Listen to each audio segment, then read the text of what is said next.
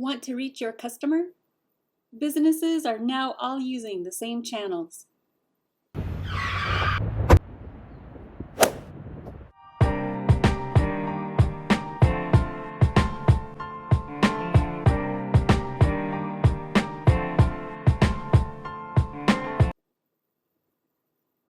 Because we follow the customer and where they are, businesses are all using the same channels to communicate with their customers. What does that mean to you? We don't need to reinvent the wheel. We know what works. Remember this lead funnel diagram that we've been working on over the past 2 videos? First, we looked at the customer journey. Then we looked at how algorithms are modeling or replicating or following your customer along that journey. Now we're going to talk about channels to your customer and where you need to be using content and those channels to reach your customer in the right place at the right time. As I mentioned before, it's all content now. Whether it's text or images or email, it's either written word or something visual, and hopefully it's interactive. When you're creating content for someone who is in the early awareness level of their customer journey to you, you want to be creating content that is about the desire or the problem. If you create content that is too detail specific about your product or service, they're not ready to hear that yet. So you need to have content that is solely dedicated to talking about their experience with the problem or the desire that they have. When you're creating content for someone who is in the consideration phase of their journey, you want to be keeping in mind that they know about you, they must know about you, that's how they are considering you, but they also are looking at your competitors or other solutions that might be slightly related to the problem. And in order to establish yourself as a credible source for the solution to their problem, you want to be talking not only about yourself, but about other solutions. HubSpot really set themselves up as a model for all of us to follow, and that they made the decision that they were going to use content to draw in customers. So pretty much any search that you do about lead funnels, CRMs, business development, HubSpot has an article about that, and it will appear in the Google searches. And they are talking not just about themselves, but about their competitors. And this is where you see articles like top 10 of this, top 10 of that. When someone is getting close to making a decision, making a purchase, that is when you have content ready for them so they can review the details of your solution and also the proof that your solution works and that it's reliable. There's social proof. You can put testimonials on your website. You can put quotes.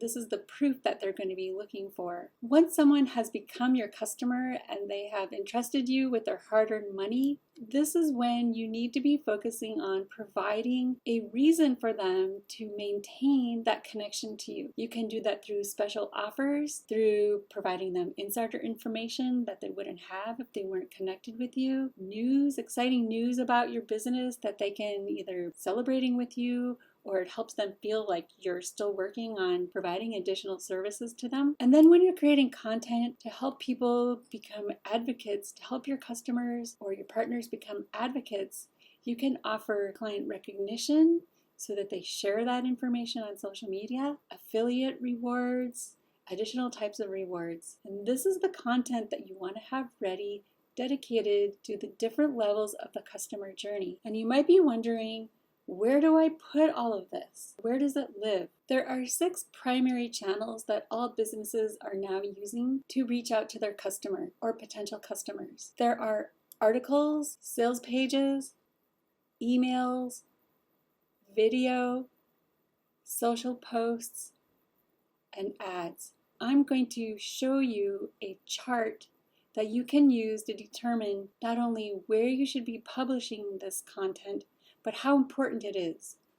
When you're creating content for someone who is in the early awareness phase of their decision-making process, then you're going to be writing about their desire or their problem, and you're going to be publishing that information in articles. Now, the way that this colorized chart works is that the deep red means that it's very important, and the light pink means it's not so important. So when we're looking at this awareness level, You can see that articles are incredibly important at this stage to have in place. Also, you'll see social posts are important. And if you have the budget, or if you absolutely need to do awareness ads because you're brand new and no one knows about you, then ads are going to be important as well. When you're creating content for people who are in the consideration phase and you're writing about options for the solution, your competitors, that's when also you're going to be writing articles. You're also going to be doing social posts because at this point, they have discovered you in some way. And it may have been through social media, it may have been through your website or through recommendation. But if they come to your website, chances are they're also looking for you on social media. So it's important that you have social posts that are focusing on the fact that there is a solution to their problem. And also, because they've engaged with you in some way, you can be presenting ads. When someone is getting really close to making that purchasing decision, this is when you're creating content or you have content ready to give them the details of the product, how they get it, and proof that it is going to be a really good product or service. And this is when sales pages are incredibly important. You also may have acquired their email address as part of their discovery process. Maybe they signed up on your website. Maybe they took a free offer in exchange for their email address. And this is when you can reach out to them and say, hey, do you have any additional questions?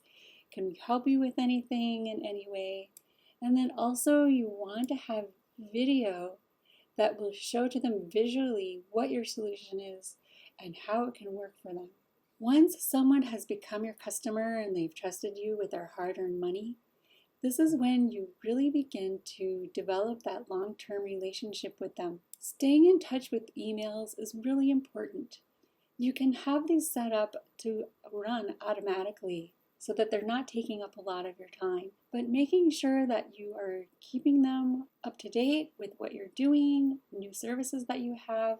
It's really important. It's also good to continue to provide video that they can watch or stay engaged with because that helps them keep in touch with you visually. Also, they may have subscribed to your social channels. And so if you continue publishing social content, you'll be reminding them that, hey, we're out there. And then also, of course, retargeting ads are so important. When you have the ability to send targeted ads to people that are already engaged with you, you get so much value out of your ad spend. When you're wanting to help your existing customer become an advocate for you, this is when you want to show them how much you value that relationship. One way you can do that is by writing articles about your clients so that they can share them on their own social media. You want to be writing articles about events that you're having, and you want to keep them up to date with exciting things that you have going on, because we all like to be a part of something exciting and also share with others that we're a part of something exciting. And then, of course, utilizing social posts and keeping them engaged is really important. And you can also do ads, kind of like what we saw Meetup do, where they gave us ads to start our own group. As you know, I like to provide one thing that you can do immediately. What you can do is compare your business and the current activities that you are doing for your digital marketing, compare it with this chart and identify one or maybe two areas where you are deficient and where you feel you can have the greatest impact in generating either leads or sales by increasing your activity in that area. I hope that this video has given you a good idea of the channels that all businesses are now using to reach their customer, what content you should be creating, and which channel you should be using to deliver that content to your customer, depending on where they are in their decision-making process.